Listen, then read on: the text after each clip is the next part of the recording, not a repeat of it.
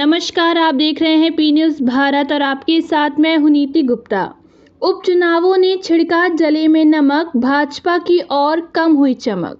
आइए देखते हैं राजेश चौधरी की रिपोर्ट। लोकसभा चुनाव में भाजपा को मिले जख्मों पर 13 राज्यों में हुए उपचुनावों ने भरने की जगह नमक लगाने का काम कर दिया।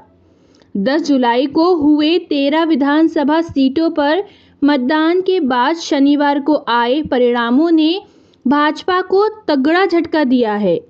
13 सीटों में भाजपा को केवल 2 सीट ही नसीब हुई हैं, जबकि इंडिया गठबंधन को 10 सीटें मिली हैं।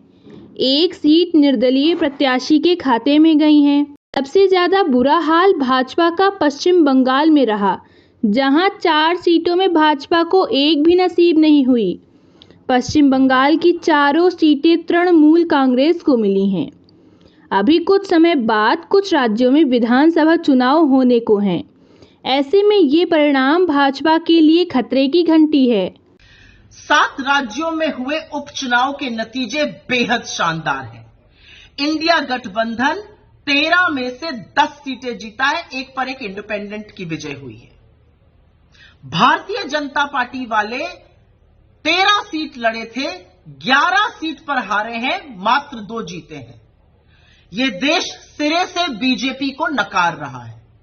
यह देश नरेंद्र मोदी को 1 महीने के अंदर ही एक और बड़ा संदेश दे रहा है और फिर से कह रहा है कि हमें नफरत की, हिंसा की, वैमनस्य की, उल जलूल की बातों की राजनीति नहीं चाहिए। हमें अमन चाहिए, हमें शांति चाहिए, हमें चैन चाहिए, हमें मोहब्बत चाहिए, हमें प्रगति चाहिए। यह देश कह रहा है कि नीट पर चर्चा चाहिए।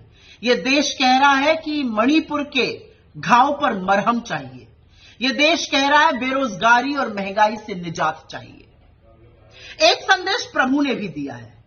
पहले अयोध्या हारी बीजेपी और अब बद्रीनाथ धाम हार गई।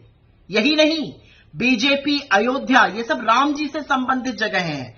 अयोध्या, सीतापुर, बस्ती, प्रयागराज, चित्रकूट, कोप्पल, नासिक, रामटेक, रामेश्वरम सब हारते हुए अब बद्रीनाथ भी हार गई। उत्तराखंड में हम 2 सीट जीते, मंगलौर और बद्रीनाथ धाम की। कहने वाले बीजेपी के कह रहे हैं मंगलौर में मुस्लिम ज्यादा है, बद्रीनाथ में तो 98% हिंदू है। क्या कहिएगा, वहां क्यों हार गए?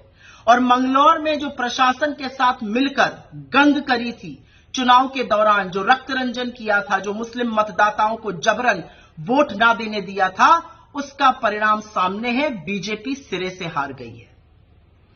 हिमाचल प्रदेश में भी लोगों की हिमाचलियत को ललकार दिया था, जनादेश का असम्मान किया था, सरकार को गिराने का कुत्सित प्रयास किया था। जिन 3 सीटों पर निर्दलियों का इस्तीफा दिलाकर चुनाव कराया गया, उनमें से 2 कांग्रेस ने जीत ली। तो हिमाचल ने भी खड़े होकर कहा कि हमारे जनादेश, हमारे मताधिकार के साथ असम्मान मत कीजिए, हमारी हिमाचलियत को मत ललकारिए। यह देश जाग चुका है। इस देश का हिंदू, इस देश का मुसलमान, इस देश के युवा, महिला, किसान, मजदूर सब जाग चुके हैं और वो एक स्वर में कह रहे हैं कि देश में राजनीति हमारे मुद्दों पर, हमारी चीजों पर होनी चाहिए। और वो एक स्वर में नरेंद्र मोदी की नापाक राजनीति को नकार रहे हैं। वो इंडिया गठबंधन के साथ खड़े हैं, मोहब्बत वाले लीडर के साथ खड़े हैं, मुद्दों को उठाने वाले लीडर के साथ खड़े हैं।